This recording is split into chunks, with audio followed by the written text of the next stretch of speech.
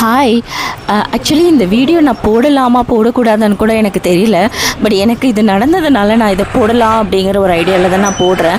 But என்ன நடந்ததுன்னா, இந்த மந்த்து ஜூலை 17th வந்து ஈ ஹோட்டலில் எங்களுக்கு ஒரு மேக்கப் இருந்தது.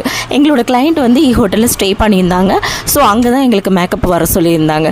இது எல்லாமே வீடியோஸாக இருக்குது. இங்கே இருக்க பார்க்கிங்கில் வந்து ஈ ஹோட்டலோட பார்க்கிங் தான் அப்படின்னு சொல்லிட்டு எங்களை அங்கே பார்க்கிங் போட சொன்னாங்க.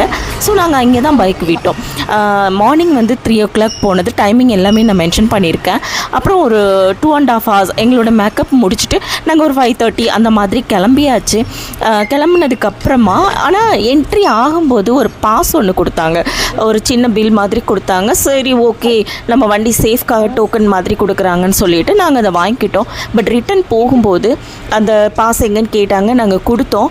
இது கொடுத்ததுக்கப்புறம் நீங்கள் 2.5 hours வந்து இங்கே பார்க்கிங் போட்டுக்கோங்க, ஸோ நாங்கள் பார்க்கிங் சார்ஜ் பண்ணுவோம்னு சொல்லிட்டு எங்ககிட்ட 90 rupees வாங்கினாங்க. எனக்கு ஒரு விஷயம் புரியல.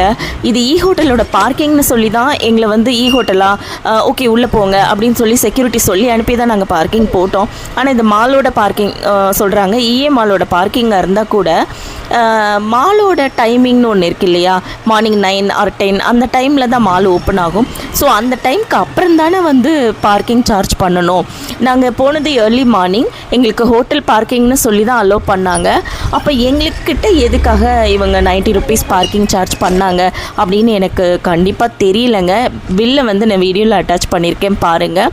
யாருக்காவது இது சரியாக தப்பா அப்படின்னு தெரிஞ்சால் எனக்கு கமெண்ட் பண்ணுங்கள். ஏன்னா எனக்கு இது புரியலை.